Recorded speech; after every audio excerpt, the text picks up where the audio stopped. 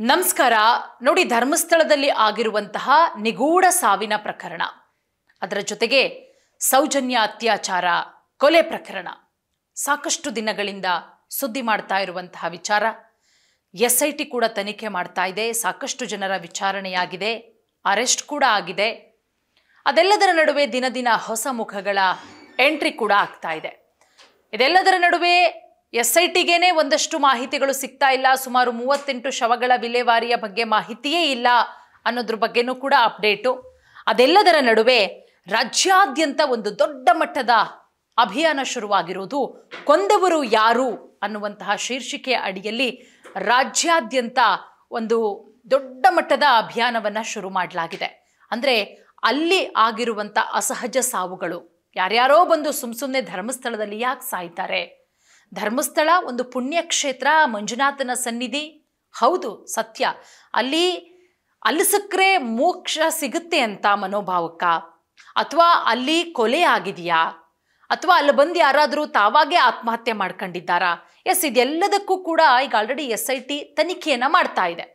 ಆದರೆ SITಗೇನೆ ಒಂದಷ್ಟು ಮಾಹಿತಿಗಳು ಸಿಗಬೇಕು. ಅದು ಪೊಲೀಸ್ ಮೂಲಗಳಿಂದ. ಆಗ ಅಸಹಜ ಸಾವಾಗಿದ್ರೆ ಅದು ಪೊಲೀಸ್ ಸ್ಟೇಷನಲ್ಲಿ ಬಂದು ಅದು ರಿಜಿಸ್ಟರ್ ಆದಮೇಲೆ ಅದು ಗ್ರಾಮ ಪಂಚಾಯತಿ ಅಥಾರಿಟಿಗೆ ಹೋಗಿ ಅದನ್ನು ಹೂಳಲಾಗುತ್ತೆ. ಇದೆಲ್ಲವನ್ನ ಕೂಡ ಮಾಡಬೇಕು. ಆದರೆ ಒಂದಷ್ಟು ಶವಗಳಿಗೆ ಅದು ಯಾವುದೂ ಕೂಡ ಆಗಿಲ್ಲ. ಅಂದರೆ ಎಷ್ಟು ಒಂದು 38 ಶವಗಳು ವಿಲೇವಾರಿ ಯಾವಾಗ ಮಾಡಲಾಗಿದೆ ಅನ್ನೋದ್ರ ಬಗ್ಗೆನೂ ಕೂಡ ಮಾಹಿತಿ ಇಲ್ಲ ಅನ್ನೋದ್ರ ಬಗ್ಗೆ ನೋಡಿ. ಧರ್ಮಸ್ಥಳ ಸುತ್ತಮುತ್ತಲಿನ ಪ್ರದೇಶದಲ್ಲಿ ಸುಮಾರು 10 ವರ್ಷಗಳಿಂದ ಆಗಿರುವಂತಹ ಒಂದು ಸಾವುಗಳಿರಬಹುದು, ಮಹಿಳೆಯರ ಮೇಲಿನ ಅತ್ಯಾಚಾರ ಇರಬಹುದು. ಈ ಎಲ್ಲ ವಿಚಾರಕ್ಕೆ ಸಂಬಂಧಪಟ್ಟಂತೆ ದೊಡ್ಡ ಮಟ್ಟದ ಅಭಿಯಾನ ಶುರುವಾಗ್ತಾ ಇದೆ ರಾಜ್ಯಾದ್ಯಂತ. ಕೊಂದವರು ಯಾರು ನೋಡಿ, ಈ ಅಭಿಯಾನದ ಮುಖಾಂತರ CM ಸಿದ್ದರಾಮಯ್ಯ ಅವರನ್ನು ಕೂಡ ಹೋಗಿ ಭೇಟಿ ಮಾಡಿದ್ದಾರೆ.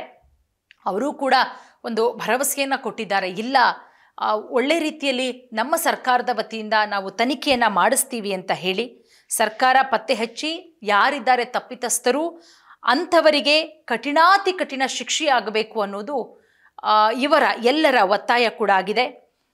ಮಹಿಳಾ ಸಂಘಟನೆಗಳಿರಬಹುದು, ಅದರ ಜೊತೆಗೆ ಮಹಿಳಾ ಸಮಾನತೆಯನ್ನು ಬೆಂಬಲಿಸಿ ಸಹೃದಯ ಒಟ್ಟುಗೂಡಿ ಫ್ರೀಡಂ ಪಾರ್ಕಲ್ಲಿ ಸಹಿ ಸಂಗ್ರಹ ಅಭಿಯಾನಕ್ಕೂ ಕೂಡ ಚಾಲನೆಯನ್ನು ಕೊಡಲಾಯಿತು. ವಿಶೇಷ ತನಿಖಾ ತಂಡ SIT ಯಾವ ಒತ್ತಡಕ್ಕೂ ಯಾರ ಒತ್ತಡಕ್ಕೂ ಕೂಡ ಬಗ್ಗದೆ, ಯಾವ ತೊಡಕು ಇಲ್ಲದೆ ನಿಷ್ಪಕ್ಷಪಾತವಾಗಿ ಕಾರ್ಯನಿರ್ವಹಿಸಿ ಧರ್ಮಸ್ಥಳದ ವ್ಯಾಪ್ತಿಯಲ್ಲಿ ದಾಖಲಾದಂಥ ಮಹಿಳೆಯರು ಇರಬಹುದು, ಅದರ ಜೊತೆಗೆ ಯುವತಿಯರ ಮೇಲಿನ ಅತ್ಯಾಚಾರ ಇರಬಹುದು, ಅದರ ಜೊತೆಗೆ ಕೊಲೆ ಇರಬಹುದು, ಎಲ್ಲ ಪ್ರಕರಣಗಳ ಸಮಗ್ರ ತನಿಖೆಯನ್ನು ನಡೆಸಬೇಕು.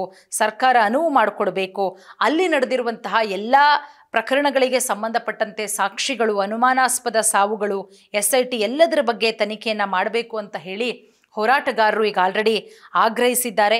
SIT ಸಾರ್ವಜನಿಕ ನೋಟಿಸ್ ನೀಡಿ ಸಾಕ್ಷಿಗಳು ಮತ್ತು ದೂರುದಾರರು ಭಯವಿಲ್ಲದೆ ತನಿಖೆಗೆ ಸಹಕರಿಸೋದಕ್ಕೆ ಅವರಿಗೆ ಅಗತ್ಯವಾದಂತಹ ಭದ್ರತೆಯನ್ನು ಒದಗಿಸಬೇಕು ಮತ್ತು ಗೌಪ್ಯತೆಯನ್ನು ಕಾಪಾಡಬೇಕು. ಸಂತ್ರಸ್ತರ ಕುಟುಂಬಗಳಿಗೆ ಸರ್ಕಾರ ರಕ್ಷಣೆ ಕೊಡಬೇಕು ಅನ್ನೋದು ಆಗ್ರಹ ಆಗಿದೆ.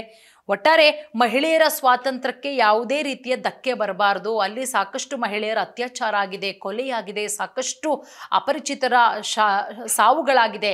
ಅದೆಲ್ಲದಕ್ಕೂ ಕೂಡ ನ್ಯಾಯ ಸಿಗಬೇಕು ಅನ್ನೋದು ಹೋರಾಟಗಾರರ ಆಗ್ರಹ ಆಗಿದೆ. ಮಹಿಳಾ ಹೋರಾಟಗಾರ್ತಿಯರಾದಂತಹ ಡಾಕ್ಟರ್ ವಸುಂಧರಾ ಭೂಪತಿ ಇರಬಹುದು, ಅದರ ಜೊತೆಗೆ ಗೌರಮ್ಮ ಮೀನಾಕ್ಷಿ ಜ್ಯೋತಿ, ಇನ್ನೂ ಸಾಕಷ್ಟು ಜನ ಈ ಒಂದು ಸಹಿ ಸಂಗ್ರಹದಲ್ಲಿ ಭಾಗಿಯಾಗಿದ್ರು, ಹೋರಾಟವನ್ನು ಮಾಡಿದ್ರು. ಒಟ್ಟಾರೆ ಈ ಎಲ್ಲ ಹೋರಾಟಕ್ಕೆ ಸರ್ಕಾರ ಮಣಿದು SITಗೆ ಕೊಟ್ಟಿರೋದ್ರಿಂದ SIT ತನಿಖೆಯನ್ನು ಮಾಡ್ತಾ ಇದೆ. ಮುಂದಿನ ದಿನಗಳಲ್ಲಿ ಗೊತ್ತಾಗುತ್ತೆ ತನಿಖೆ ಎಷ್ಟರ ಮಟ್ಟಿಗೆ ನಡೆದಿದೆ, ಯಾವುದು ಸತ್ಯಾಸತ್ಯತೆ ಅನ್ನೋದು.